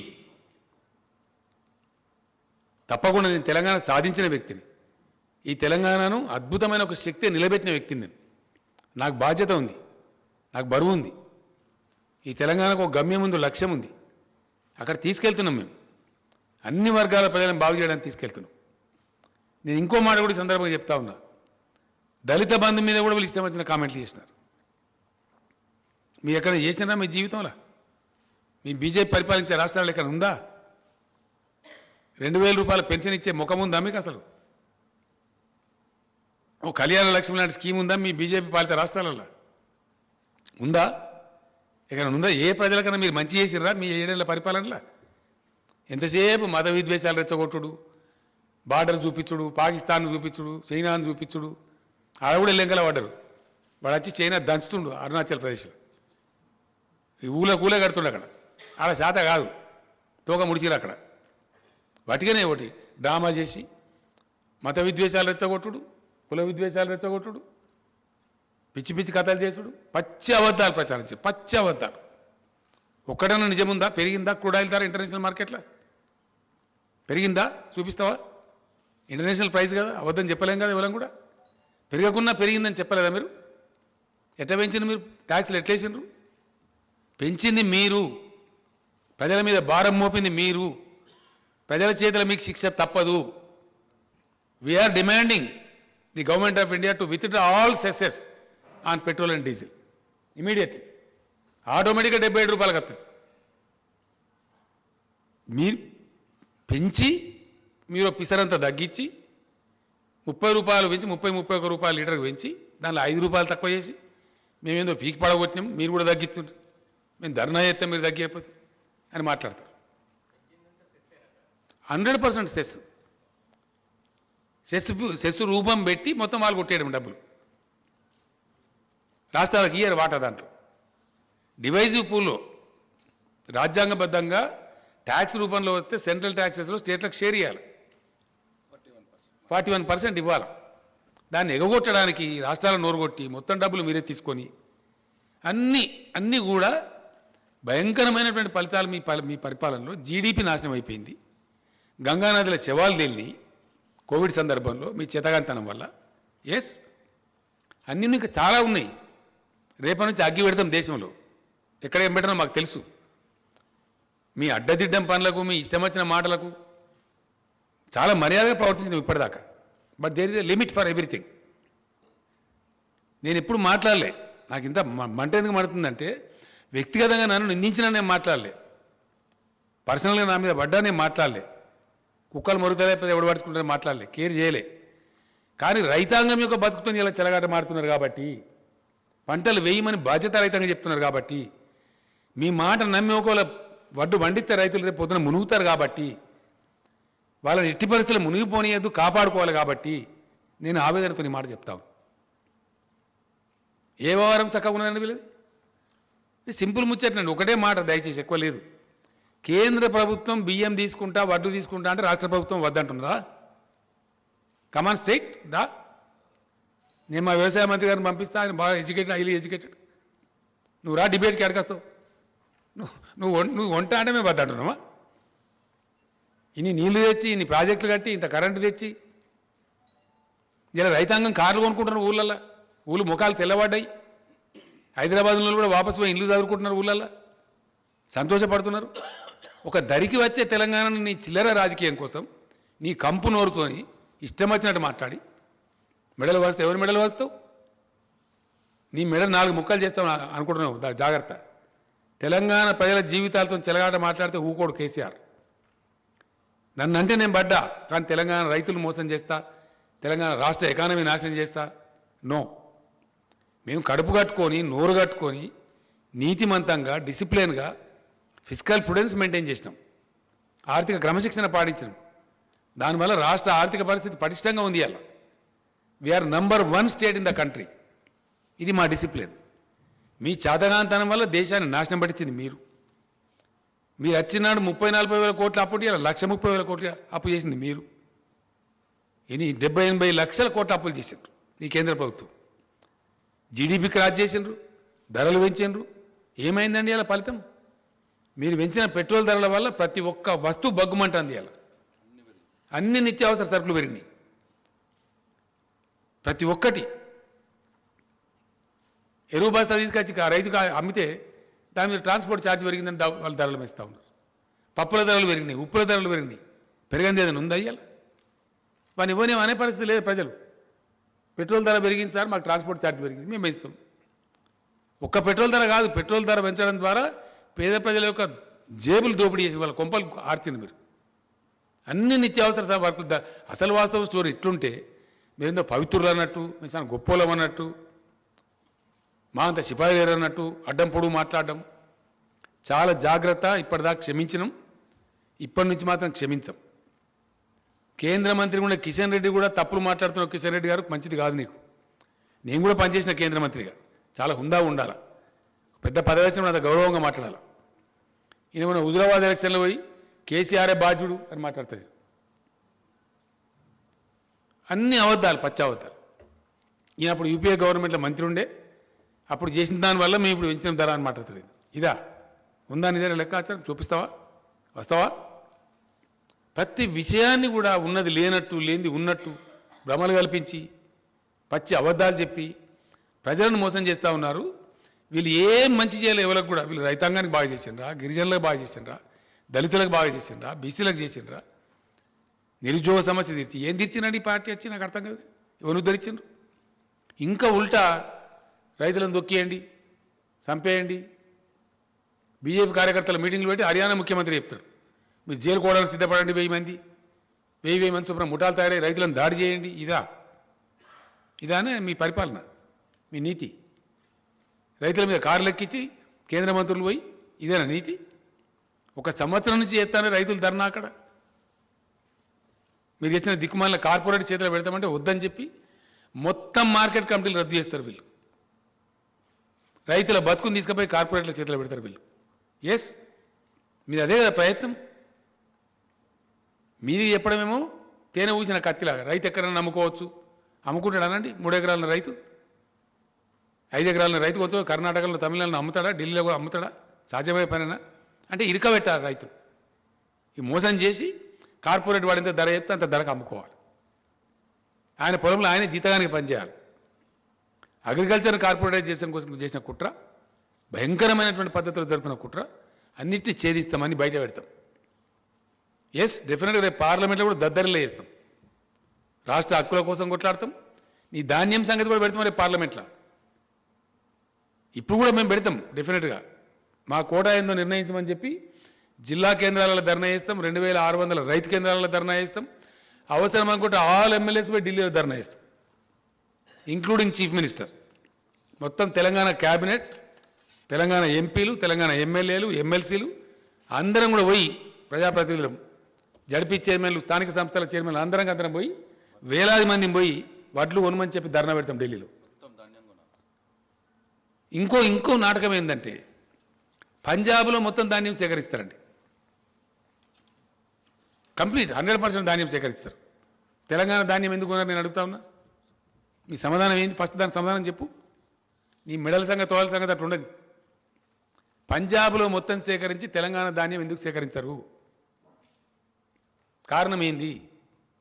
కేంద్ర ప్రభుత్వం రాష్ట్రానికి ఒక నీతి ఉంటుందా? కేంద్ర ప్రభుత్వానికి చిత్తశుద్ధి ఉంటే తెలంగాణలో కూడా మొత్తం ధాన్యం సేకరించాలి 100%. ఎందుకు సేకరించరు? తెలంగాణలో ప్రొడక్టివిటీ ఎక్కువ. దేశానికి అన్నం పెడుతుంది తెలంగాణ. ఇయ్యాల మీ కళ్ళు మండుతున్నాయి. తెలంగాణ రైతులు సంతోషపడితే మీ కడుపులు ఉడికిపోతున్నాయి.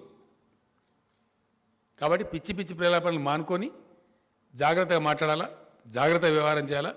రైతులు కూడా చూస్తాం, ఒక వారం రోజులు చూద్దాం. కేంద్ర ప్రభుత్వం ఒకవేళ ఆర్డర్ ఇస్తుందా ఇయ్యని మేము కూడా డిమాండ్ చేస్తూ ఉన్నాం. అధికారులు మొన్ననే పోయొచ్చారు, నిన్న రాత్రి కూడా నేను మాట్లాడినా. ఒక వారం చూద్దాం, డిసెంబర్ దాకా వేయచ్చు వారి. ఇప్పుడు తొందరపడేసే అవసరం లేదు. నిజంగానే కేంద్రం తీసుకున్నారంటే సంతోషంగా వేద్దాం వారి. కానీ కేంద్రం తీసుకోదు. వాళ్ళు రాయించుకున్నారు మనతోని. No boiled rice from Telangana state అని మీకు ఇచ్చిన సీట్లలో ఉందండి, దయచేసి మీరు చూడండి. స్పెసిఫిక్ ఇచ్చిన కేటగిరీ. ఇంకా ఎఫ్సిఐ మేనేజర్కి ఒక దాంట్లో ఇచ్చిండ్రు, బ్యాక్ టు బ్యాక్ ఉంది ఒక దాంట్లో. ఒక సెంటెన్స్ నేను చదివి వినిపిస్తాను మీకు. ఎఫ్సిఐ ఇక్కడ లోకల్ మేనేజర్ గారికి బ్యాక్ టు బ్యాక్ ఉంది. అది మీదేందా కమలాకర్? అది కాదు, 80-20 ఒకటి ఉంది. అదంతా మోసం చేశారు. ఫైనల్గా చెప్పిన దానిలో ఇక్కడ ఉందండి, కృషి భవన్ ఇన్ న్యూఢిల్లీ మీకు ఇచ్చిన దానిలో ఉంది. దీనిలో బ్యాక్ పేజీలో ఏముంటుందంటే క్లియర్గా, the general manager Telangana region FCI with a request to take in writing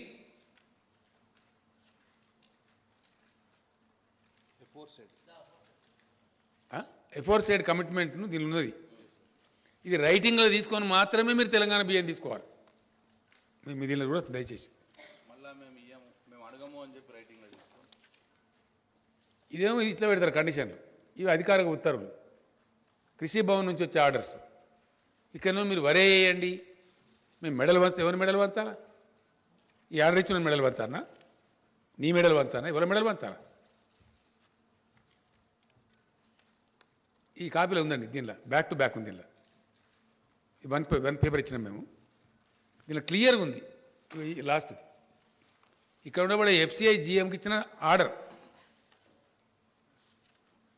చూడండి, నిదానంగా మీకు చూసుకోవచ్చు. ఆర్డర్స్ ఏమో ఇవి. నిన్నగాక మొన్న 3 రోజుల సెక్రటరీలు పోయారు, finance secretary and agriculture secretary. కాలు పెడితే మెడకు లేదు, 60 లక్షల ఎకరాలు లేదు, శాటిలైట్ చూపి మేము అవద్దని చెప్తాం. హెలికాప్టర్స్ పంపిస్తే నేను తిరుగుతురా. వాస్తవాలు ఈ విధంగా ఉంటాయి, చెప్పే తప్పుడు మాటలు. కాబట్టి చాలా జాగ్రత్తగా ఒళ్ళు దగ్గర పెట్టుకొని మెదులుకోవాలి.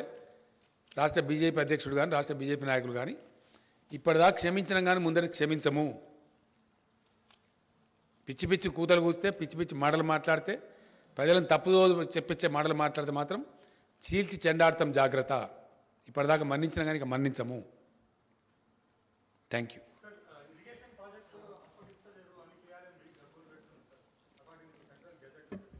అదో కేఆర్ఎంబి తోక. ఏమి కేఆర్ఎంబి? నీకు ఏమైనా ఇంట్రెస్ట్ ఉందా బాగా Rahul? Are you supporting KRMB? Are you welcoming KRMB? Gazette నిజమే, గజెట్ ఏం gazette same centre. Why they are not referring this to C3 section 3 కింద? Why are you not writing an article as a Telangana బిడ్డ? Please write. Why the government is not able to deliver? ఏం అసమర్థత కేంద్ర ప్రభుత్వానికి? Is it not an inefficient government not to refer the matter to the tribunal? కొత్త రాష్ట్రం ఏర్పడితే రాష్ట్రానికి నీళ్ళు రావద్దా? కేఆర్ఎంబి జిఆర్ఎంబి ఓ డ్రామానా, దొంగ డ్రామా. దమ్ముంటే కేంద్ర ప్రభుత్వానికి. మొన్న నేను పోయిన 3 నెలల కింద పోయినప్పుడు ఆ మంత్రిని అడిగిన నేను, ఏమైనా ఎందుకు చేయాలి అసలు మీ కథ ఏందని? మీరు సుప్రీంకోర్టులో కేసు వేసిన సార్ విడ్రా చేసుకోమని. విడ్రా చేసుకున్నాం. Now I'm demanding mister Gajendra Singh Shekhawat, నువ్వు నాకు ఇచ్చిన మాట ప్రకారం నువ్వు నిజాయితీ ఉంటే ఇమీడియట్లీ రెఫర్ టు ట్రిబ్యునల్. మాకు తేల్చండి, తెలంగాణ నీటివాడ తేల్చండి, మాకు ఎంత వస్తే అంత వస్తుంది. మీకు ట్రిబ్యునల్కి రెఫర్ చేయడానికి 7 ఏళ్ళ కేంద్ర ప్రభుత్వానికి. First tell me that. What is your answer? What the state president is doing? What the union minister here is doing? ఇక్కడ గెలవాలి, ఇక్కడ ఓట్లు కావాలి. తెలంగాణ నీళ్ళు వద్దా మరి? ఎందుకో మాట్లాడరు, అడ్డం పొడుగు మాట్లాడతారు. ఇక్కడ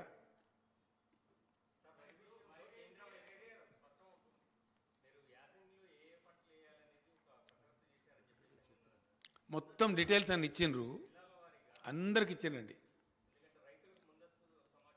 ఇచ్చినారు వ్యవసాయ శాఖ. నేను ఏమంటున్నా, రైతాంగం ఏ పంటలు వేయాలనేది మీ స్థానిక వ్యవసాయ అధికారులను సంప్రదించండి. వాళ్ళు ఆల్రెడీ మీటింగ్లు పెడుతున్నారు, చెప్తున్నారు.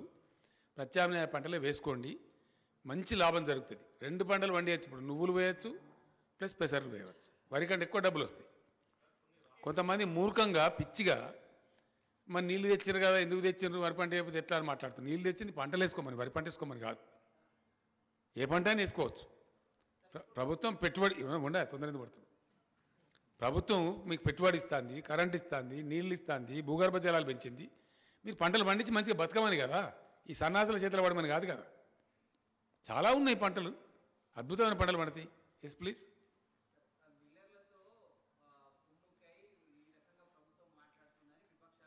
ఏ విపక్షమా? ఎవడెవడు తలకాలేనోడు?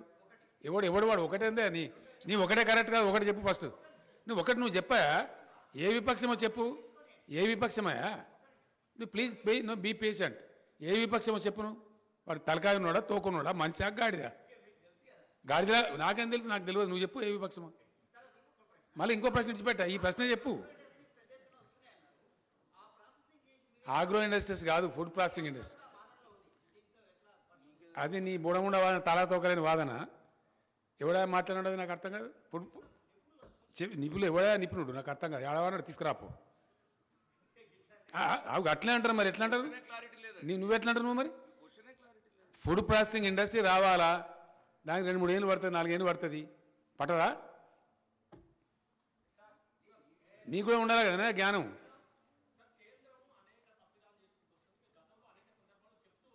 ఇప్పుడు ఇంకా ఫైట్ చేస్తాం. 100% రాష్ట్ర ప్రయోజనాలు కాపాడడానికి అవసరమైన అన్ని రకాల పోరాటాలు చేస్తాం. ఎస్, ఇప్పటి వరకు మేము కొద్ది గొప్ప పేషెంట్ ఉన్నది. ఎందుకంటే ఎందుకు అనవసరమైన కయ్యం, కొత్త రాష్ట్రం, దీన్ని మంచిగా కొంచెం ఒక సెట్ చేసుకుందాం. ఒక పెట్టిన ఇప్పుడు సెట్ చేసుకున్నాం. ఆర్థికంగా నంబర్ 1 ఉన్నాం, పంటలు పండించేదానిలో నంబర్ 1 ఉన్నాం, పర్ క్యాపిటా పవర్ యూజ్లో నంబర్ 1 ఉన్నాం, ధాన్యం సేకరించే దానిలో నంబర్ 1 ఉన్నాం, సంక్షేమ రంగంలో నంబర్ 1 ఉన్నాం, దళిత బంధు లాంటి అద్భుతమైన విప్లవాత్మక పథకాలు తెచ్చిన దానిలో నంబర్ 1 ఉన్నాం. కన్ను మండుతున్నాయి, గజ్జున వణుకుతున్నారు. బీజేపీ ఎమ్మెల్యేలు డిమాండ్ చేస్తారు కదండి. రాయచూరు ఎమ్మెల్యే కర్ణాటక మంత్రిని కూర్చోబెట్టి తెలంగాణ పథకాలు మాకు అమలు చేయండి, లేదా మమ్మల్ని తెలంగాణలో కలపండి అంటున్నారు.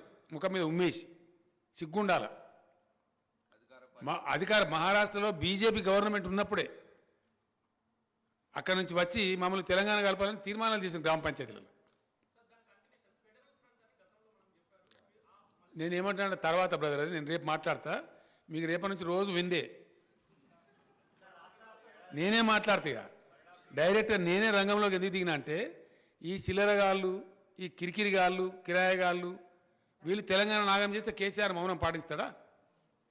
నా ప్రాణం పోయినా సరే, ఎంత కష్టపడి రాష్ట్రాన్ని తెచ్చిన్నో, ఎంత ఇష్టపడి దీన్ని డెవలప్ చేసిన్నో. నాకు ఒక మాట బాగా గుర్తుందండి. టీఆర్ఎస్ భవన్, తెలంగాణ భవన్ హైదరాబాద్లో ఇనాగ్రేట్ చేసినాడు. తమిళనాడు నుంచి పీఎంకే అధ్యక్షుల వారిని పిలిచిన రామదాస్ గారు. ఆయన వచ్చిండు. ఆయన అన్నాడు ఆ బిల్డింగ్ చూసి, పార్టీ ఆఫీస్ కట్టుకోవడానికి నీకు 1 ఎకరం జాగిస్తే ఇంత బ్యూటిఫుల్ కట్టినవు, తెలంగాణ ఇస్తే ఇంకెంత బాగా చేస్తావో కేసీఆర్ అని నాతో. దేవుని దేవాల తెలంగాణ వస్తుంది రామదాస్ గారు, మీరు బతికే ఉంటారు, నేను బతికే ఉంటా, అద్భుతంగా చేసి చూపిస్తా తెలంగాణ అని చెప్పారు. మొన్న ఈ మధ్య మాట్లాడినా నాకు ఆయన కంగ్రాచులేట్ చేసి, పేపర్లలో చూస్తున్నా, చాలా అద్భుతమైన రాష్ట్రంగా పురోగమించినావు, కంగ్రాచులేషన్స్ అని చెప్పి, నా దీవెన ఉంది అని చెప్పాడు. అది మాకుండే తృప్తి. మేము తగ్గించామండి, క్వశ్చన్ డజన్ నాట్. మేము పెంచలే కదా, మేము పెంచితే కదా తగ్గించేది. మేము ఒక నయా పైసా పెంచలేదు, వ్యాట్ పెంచలే. అది ట్యాక్స్ కదనండి, మేము అవదని చెప్పడానికి ఉండదు కదా, పెంచితే రికార్డులు వస్తుంది కదా. టీఆర్ఎస్ ప్రభుత్వం ఏర్పడిన నాటి నుంచి ఒక నయా పైసా వ్యాట్ మేము పెంచలేదు. మమ్మల్ని తగ్గించమని ఎవడంటాడండి సన్నాసి గాడు? ఏ సన్నాసి పెంచిండో వాళ్ళు దించును. మీరు పెంచిన వాళ్ళు తగ్గించాలా, మేమేం తగ్గించాలా?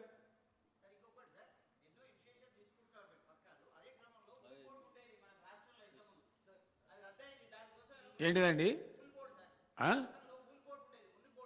ఏంటిది అది? చెప్దాం, మళ్ళీ చెప్దాం. ఎస్, సెస్సెస్ నాట్ రెడ్యూసింగ్ అండి. I'm demanding the government of India to remove the cesses levied by the government of India on petrol and diesel. Yes, total cess. It is possible because please, it is to the benefit of the country. Because without any increase of crude oil in the international market, the government of India has unnecessarily levied the cess on petrol and diesel, burdening the pockets of the poor people, middle class people.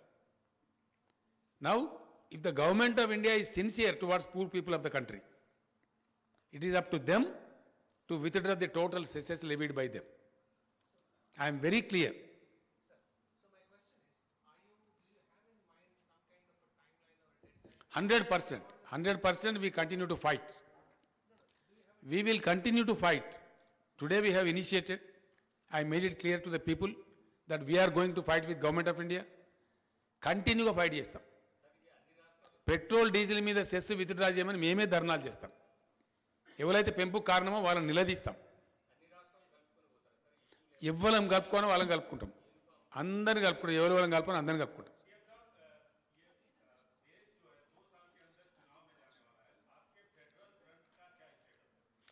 अभी हमने कुछ सोचा नहीं है उस बारे में. हमारे राज्य में जो हो रहा है, यहाँ के भाजपा के लोग जो उल्टा सीधे बातें कर रहे हैं, उनको लगाम लगाना मेरा काम है.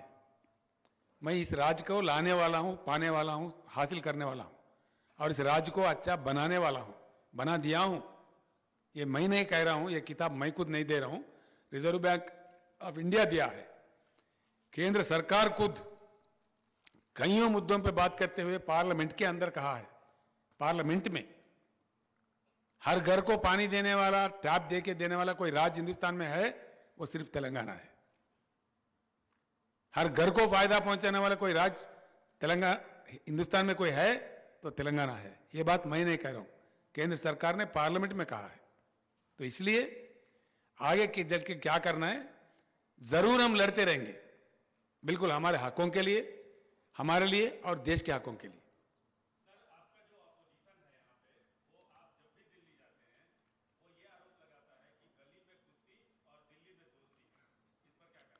देखा ऐसा है, ये बहुत कमीने लोगों की बात है, नालायक लोगों की बात है।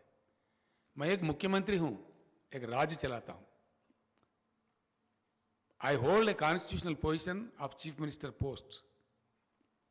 आई should maintain the constitutional relation with the government of India as per the constitutional matters are concern.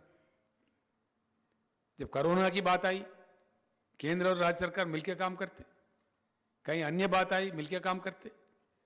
सरकार का काम करने का ढंग जो नहीं जानता, जो जिंदगी में कभी कोई मंत्री नहीं बना, नालायक ना समझ लोग हैं, उनका बात है। Thank you. हाँ,